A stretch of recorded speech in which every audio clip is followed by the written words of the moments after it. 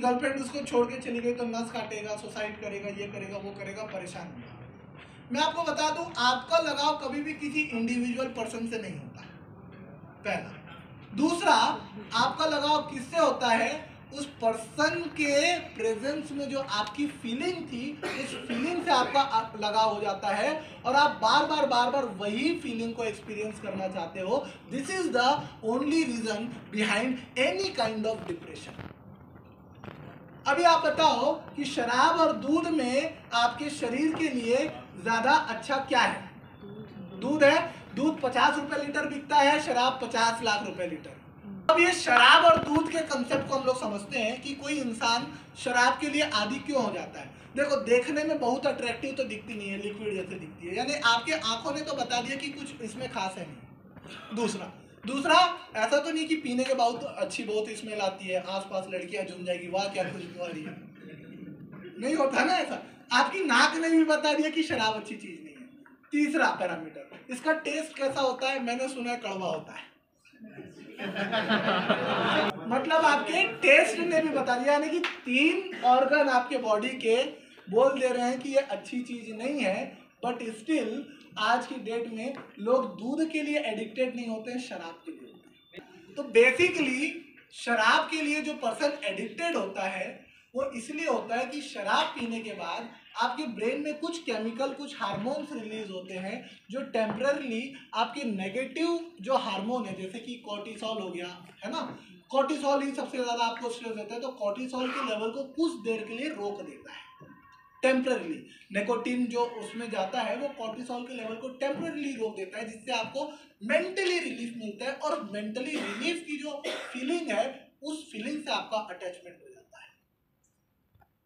समझ में आ गया क्या? अगर मान के चलो मेरा इंटेलेक्ट लेवल हाई है, मैं पढ़ने लिखने में ज्यादा अच्छा हूं और मैं एजुकेशन को या नॉलेज को प्रायोरिटी देता हूं और मैं मेहनत करने के लिए तैयार हूं कि इस प्रॉब्लम से जिससे मैं स्ट्रेस में हूं उसको डील करने के क्या क्या रास्ते होंगे, और वो रास्ते को के ऊपर जब मैं काम करने लगूंगा तो मैं कभी भी शराब के लिए एडिक्टेड नहीं होगा। क्यों? क्योंकि मैं अपनी वो जो फीलिंग है उसको नॉलेज से सेटिस्फाई कर रहा हूं, ना कि टेम्पररी ट्रीटमेंट से कर रहा हूं। Are you getting me? अच्छा, आप लोग एग्री कर रहे हो नहीं कर रहे? यस और नो? पीने वाले भी, ना पीने वाले भी, सभी लोग कर रहे हो ना? हाँ, ठीक है। ये आप लोगों को क्लियर हो गया क्या? क्लियर हो गया। सिमिलरली अब आप लोगों का डिसीजन कैसे इन्फ्लुएंस होता है या आपका एक्शन कैसे इन्फ्लुएंस होता है, इस थ्योरी से वो भी मैं आपको बता देता हूं। जब आप लोग काम करने आते हो और काम करने के बाद हमारा चूंकि जो अटैचमेंट है वो हमारे लिए जो अच्छे कॉम्प्लीमेंट मिलते हैं या कोई हमको अच्छा काम देता है या जो हम लोग कंफर्ट जोन में रह के जो काम हमसे आता है वही हम करना चाहते हैं, और वो फीलिंग से जब मेरे को अटैचमेंट हो जाता है तब उस कंफर्ट जोन से बाहर आना मेरे लिए डिफिकल्ट होता चला जाता है। समझ गए आप लोग?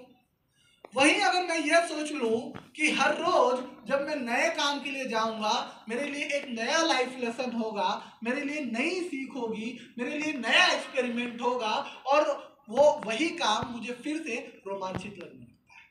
समझ में आ रहा है आप लोगों को? आज ये काम कर रहे थे, ठीक है, आज हमको नया काम मिल गया, नई रिस्पॉन्सिबिलिटी मिल गई, तो इस एटीट्यूड को आप लोग बोलते हो असर्टिवनेस। समझ में आ गया आप लोगों को? क्लियर हो गया? ठीक है, क्लियर हो गया। अब जब ये नॉलेज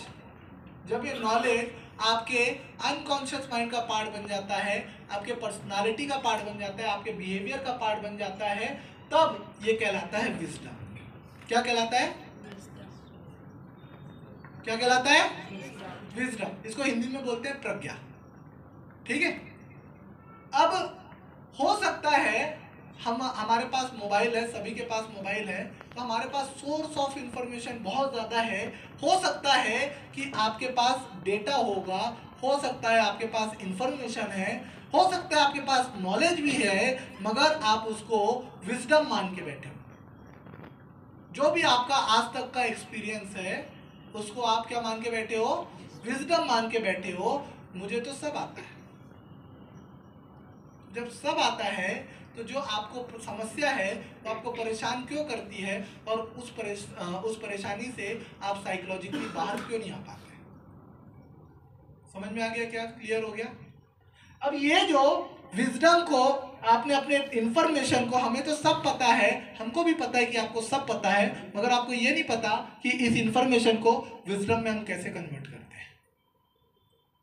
सभी लोग क्लियर हो रहा है? सभी लोग को कंसेप्ट क्लियर हो रहा है? अभी आप इसको विजडम में कन्वर्ट क्यों नहीं कर पाते? ये आप हो या आपकी वर्चुअल आइडेंटिटी। वर्चुअल आइडेंटिटी जिसका कोई अस्तित्व नहीं है, ठीक है? हर इंसान अपने मन में अपनी एक छवि बना के रखा है।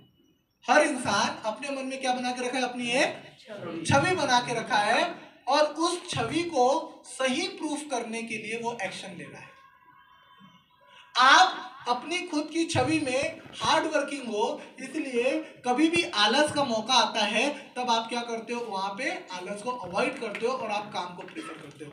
आप अपनी खुद की वर्चुअल आइडेंटिटी में एक ऑनेस्ट इंसान हो, एक ईमानदार इंसान हो, इसीलिए अगर मान के चलो कभी सर का पर्स गिर जाएगा तो मेरे पास दो चॉइस है, मैं पर्स उठा के रख लेता हूं और बताऊं ही नहीं कि मुझे पर्स मिला है, मगर मैं अपनी छवि में एक ईमानदार इंसान हूं। मैं पर्स को खोज के नाम निकाल के फेसबुक पे, इंस्टाग्राम पे वो आदमी को देख के उसके घर तक पहुंचा के आऊंगा। क्यों? क्योंकि मैं अपनी खुद की इंडिविजुअल आइडेंटिटी में एक ईमानदार इंसान हूं। समझ में आ रहा है आप लोग को? क्लियर हुआ? तो आप जितना भी एक्शन लेते हो, जैसा भी काम करते हो, जैसे भी कपड़े पहनते हो, जैसा भी बिहेव करते हो, आप अपनी वर्चुअल आइडेंटिटी में उसको सही मानते हो। फॉर एग्जांपल, जो गुस्सा करता है, जो चिड़चिड़ इंसान है, सब उससे परेशान है, मगर क्या वो इंसान इस बात को मानता है? नहीं मानता। उसके लिए अपनी वर्चुअल आइडेंटिटी में ईंट का जवाब पत्थर से देना ज्यादा सही है, और उसको बात को सही प्रूफ करने के लिए उसने मल्टीपल रीजन सोच के रखा हुआ है कि अगर मेरे से कोई ऐसे बात करेगा तो मैं उससे इस तरह से बात करूंगा। अच्छा, इस बार मेरे को देख के हंस रही थी, अगली बार मेरे फिर। समझ में आ रहा है ना? जब आप किसी पे गुस्सा करते हो तो गुस्सा करने के पहले आप कई बार उस एक्शन को अपने माइंड में सोच के रखे हो, और जब वो पर्सन आपके सामने आता है तो वो आपका अनकॉन्शियस रिस्पॉन्स होता है जो आपके कंट्रोल में नहीं होता। बोलते हो भैया हमको, हमारा गुस्सा हमारे कंट्रोल में नहीं है, हम क्या करें? क्योंकि गुस्सा वाला इंसान बनना आपके खुद के नजरों में सही होता है। क्लियर हो रहा है क्या सभी को? अब इससे बेकार चीज आपके साथ होती है।